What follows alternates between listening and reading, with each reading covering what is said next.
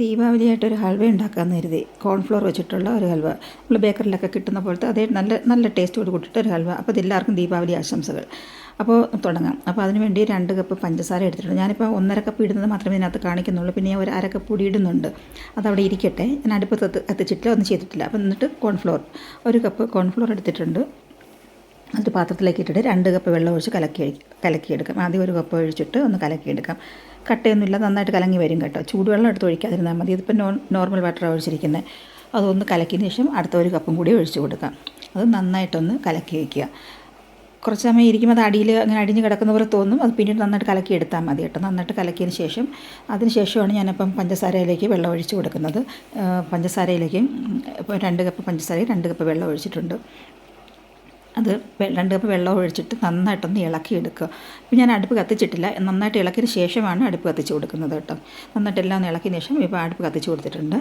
അത് പഞ്ചസാരയെല്ലാം ഉരുകി തിളച്ചതിന് ശേഷമാണ് കോൺഫ്ലവർ കലക്കിയത് ഒഴിച്ച് കൊടുക്കുന്നത്. ഇതെല്ലാം നന്നായിട്ട് അലിഞ്ഞ് വരട്ടെ. അലിഞ്ഞ് വന്നിട്ട് ഇപ്പോൾ എല്ലാം നന്നായിട്ട് അലിഞ്ഞിട്ടുണ്ട് ഒരുവിധം. ഇപ്പോൾ തിളച്ച് വരാറായി. തിളച്ചതിന് ശേഷം ഇപ്പോൾ നാരങ്ങ നീര് വേണമെന്നുള്ളവർക്ക് ഇപ്പോൾ 1 സ്പൂൺ ഒഴിച്ച് കൊടുക്കുക. ഞാനിപ്പോൾ ഒഴിക്കുന്നില്ല. രാത്രിയിലാണ് ഞാൻ ഉണ്ടാക്കുന്നത്. എൻ്റെ കയ്യിൽ നാരങ്ങയൊന്നും ഇല്ലായിരുന്നു. അപ്പോൾ കോൺഫ്ലവർ കലക്കിയത് ഒന്നുകൂടെ ഒന്ന് ഇളക്കിയതിന് ശേഷം അതുകൂടി ഒഴിച്ച് കൊടുക്കുക. പഞ്ചസാര നന്നായിട്ട് തിളച്ചതിന് ശേഷമാണ് കേട്ടോ. ഇതുകൂടെ ഒഴിച്ചിട്ട് നന്നായിട്ട് ഇളക്കിയെടുക്കുക. കട്ടയൊന്നും ആവാതെ കൈ എടുക്കാതെ ഇളക്കണം. ഇത് കോൺഫ്ലവർ നന്നായിട്ട് പെട്ടെന്ന് കട്ടിയാവുന്ന സാധനമാണ് കേട്ടോ. അതുകൊണ്ട് തന്നെ കൈ എടുക്കാതെ ഇളക്കിക്കൊണ്ടിരിക്കുക. നാരങ്ങ നീര് ഒഴിക്കണം എന്നുള്ളത് ഞാൻ പറഞ്ഞല്ലോ, വേണ്ടവർക്ക് ഒഴിക്കാം. ഞാനിപ്പോൾ ഇത് ഒഴിച്ചിട്ടില്ല. എല്ലാം രാത്രിയിലാണ് ചെയ്യുന്നത്. രാത്രി 12 മണിയോട് അടുത്ത്. എനിക്ക് തീരെ വയ്യാതെ ഇന്നാണ് ചെയ്യുന്നത്. ഇത്രയും സമയം എടുക്കുമെന്ന് ഞാൻ കരുതിയില്ല.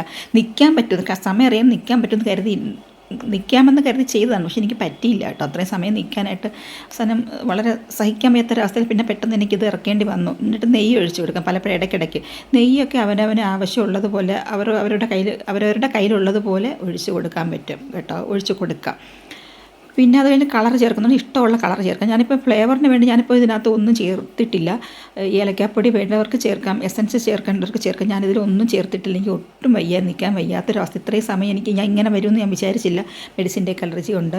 എൻ്റെ ശരീരം തളർച്ചയും ചുമയും ശ്വാസമുട്ട് റാഷസായിട്ട് ശരീരത്തൊക്കെ എൻ്റെ അല്ലാത്ത പ്രശ്നങ്ങളൊക്കെ ആയിപ്പോയി. അതുകൊണ്ടാണ് കേട്ടോ. പിന്നെ കളറ് ഞാനിപ്പോൾ ഓറഞ്ച് റെഡാണ് എടുത്തിരിക്കുന്നത്. ഇഷ്ടമുള്ള കളർ ഓരോരുത്തർക്കും അവരവനും ഇഷ്ടമുള്ള കളർ ചേർക്കാം കേട്ടോ.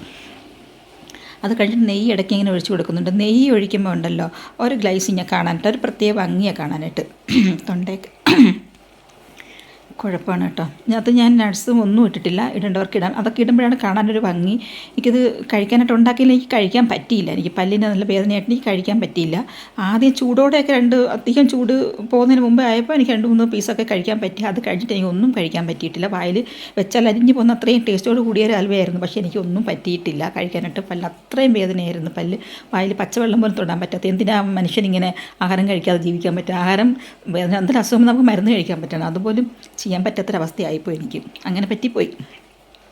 അങ്ങനെ ആയിപ്പോയി. എന്ത് ചെയ്യും? അപ്പം ഇത് നന്നായിട്ട് കറങ്ങി വരും. പാത്രത്തിൽ ഇതിങ്ങനെ നമ്മൾ ഇളക്കുന്ന തോരത്തിൽ അതിൽ കിടന്ന് കറങ്ങും. മൂത്തിങ്ങനെ വരുമ്പോഴേക്കും എനിക്ക് അത്രത്തോളം എനിക്ക് ചെയ്യാൻ പറ്റിയിട്ടില്ല. എനിക്ക് നിൽക്കാൻ പറ്റിയിട്ടില്ലായിരുന്നു. അതുകൊണ്ടാണ് ഇതിപ്പം ഇട്ടിങ്ങനെ വരുന്നുണ്ട്. പക്ഷേ കുറച്ചുകൂടെ കിടക്കണമായിരുന്നു കേട്ടോ അത്. അപ്പം നിങ്ങൾ ചെയ്യുമ്പോൾ അതുപോലെ ചെയ്യുക കേട്ടോ. അത് ഞാനിപ്പോൾ ഏതാണ്ട് ഒരു അരമണിക്കൂറിനടുത്ത് ആയി ലോ ഫ്ലെയിമിലായിട്ടിരിക്കുന്നത്. അതുകൊണ്ടാണ് അങ്ങനെ ഗ്ലും എന്നൊക്കെ കേൾക്കും. തെറിച്ച് പുറത്ത് വീഴാതെ നോക്കണം. അതൊക്കെ ശ്രദ്ധിച്ച് വേണം ചെയ്യാനായിട്ട്. കാരണം നമ്മൾ സ്ലാബിനെ നല്ല പൊക്കമുള്ളതാണല്ലോ. നമ്മളും പൊക്കത് എങ്ങനെ ചെയ്യുമ്പോഴത്തെ നമ്മളെ പുറത്തൊക്കെ തെറിക്കാൻ സാധ്യതയുണ്ട്. ശ്രദ്ധയോടെ ഒന്ന് ചെയ്യുക കേട്ടോ.